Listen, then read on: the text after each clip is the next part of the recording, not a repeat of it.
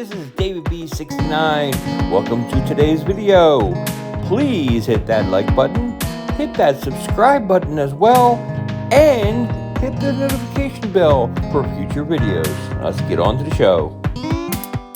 Hey everybody, this is David B69, and I hope you enjoyed my last video going over Sega games and my top 10 Sega games in the price charting ranking that I own.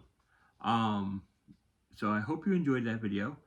This one is going to be a little bit different because in my Sony collection for the PlayStation 1, PlayStation 2, and PlayStation 3, PlayStation 4, and PlayStation 5 are not included because they are too new. They are not retro. PS3 is retro because, basically, in my opinion, it's the age requirement of 10 years and older. So, a lot of these games are basically at that cusp. And one of them is like a real shocker and everything that it makes that list because I think it's barely over 10 years old, but it's okay.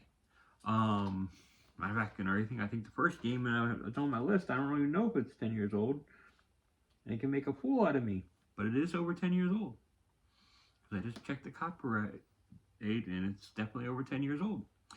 And the first game that is on our list, number 10 in my most valuable games, which I'm not going to show you what the values are, but I am going to tell you that they're all, and I mean all, over the MSRP. Yes, over the MSRP, which means every single one of these games has increased in value over time. That is crazy. Wouldn't have thought that to be happening, but you know, it is what it is. I do have one collector's kind of edition kind of thing where I'm not 100% sure what the original MSRP on that one was, so I'm gonna like pull back a little bit on that. But generally speaking, these games are above the MSRP. So game number 1, and it's like a really cool one, and it's sealed.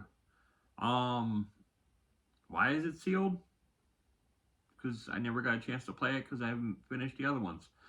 And that is Lightning Returns for Final Fantasy 13. Like I said, I don't know. I haven't played this game, mainly because I haven't finished the original Final Fantasy 13. I'm actually like looking at going back and completing Final Fantasy 13 at some point. Every time I do play Final Fantasy 13, I stop at some point and I lose myself in it. And I really shouldn't. I really need to hunker down and basically burrow down and finish that game so I can play the next one and then the next one, which is this one, after that. So hopefully soon I'll be able to hunker down and do that. But the first game on my list is Lightning Returns, Final Fantasy 13. Which is like really cool, but it's like, and that's the value of a sealed game. So it's like basically says in there, this is new. So it just shows you how crazy the values are. When that's number 10. Number 9, and this is a real banger game, Blitz the League 2. If you've never played Blitz the League, man, this game is absolutely crazy. I don't know why they stopped making this game. I can only think that it might not have sold well, because I think it only has, what's called, I don't think it has official, I think it has some league stuff in it, but I don't know. I think it was too over the top for the NFL.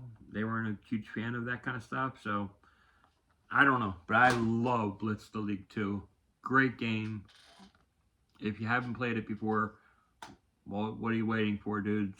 It's a great game, but unfortunately, the price on it is very high right now. So take that as you want to see it. So Anyways, the next game, number 8 on my list, is NCAA Basketball 10. NCAA Basketball 10 is a very good basketball game. And it's really cool because it's college basketball and its heyday. I mean, it's like the PS3 versions, in my opinion, are the best for the college hoop experience. Much like the NCAA football games were like the top of its experience back then, NCAA basketball did the same thing. I'd love, since EA is bringing back football for college sports, bring back basketball, EA. Bring back basketball. What we really would like is to play on our modern consoles a basketball game in the modern day. And you can have real players and stuff before they go in the NBA. You can pay them, put them in the game, and you can have a lot of fun with it. I mean, there is just so much to go with there. That would be like really tremendous. That is NCAA Basketball 10. And my dog is just busy running around, sniffing around. You don't need to be doing that, Spike. Don't need to be doing that. Next up, I believe this would be 6, and that is Parasite Eve. If you're into RPG games and you do not have Parasite Eve or Parasite Eve 2, these are great games. They'll really suck you into it. I really love RPGs, and the Parasite Eve series from Squaresoft is absolutely amazing, and a lot of fun. So honestly, sink your time in it, but be prepared to spend some money on it. Now, this is complete. It comes with the disc. It basically has the 2 discs there, and then it also has the collector's edition disc for the collector CD, which includes demos of Xenogears that's playable, a movie of Bushido Blade, a movie of Mushia, a movie of Final Fantasy VIII. It's just like really cool to be able to have that all in one game. So it's really cool. Next up, I think we're at 6 now, and that is NCAA 14. Now, if you remember, NCAA 14, that game was like high for a long time, and it's only number 6 on my list. That's insane. It is actually like, it's pretty much leveled out to where it is, which is good. But still, and I think a lot of people still want to grab this and hold on to it because they're waiting for the new version of NCAA Football 25. So people are still playing NCAA 14. I'm thinking that we're going to have a severe price drop probably this fall of this game, because if that one's out, then it's not the latest and greatest football game for college sports. So that's my guess. My guess is it's going to take a dip a little bit. Is it going to take a tremendous dip? Probably not, but for a little bit, I think it will dip a little bit. And I think this would be number 5, and that is another college basketball game. This is the 2K version. This is 2K8, college basketball 2K8, and this is actually like really cool too. I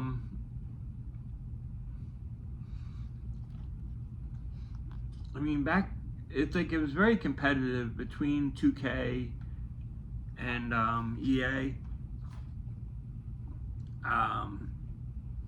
Personally, I was a 2K guy. I do like NCAA Basketball 10. I thought that was like a really strong game, but it's like it was a lot of fun to play the games back then. Next up, we got a heavy hitter. And I mean heavy hitter, we have a collection box. And that is The Last of Us.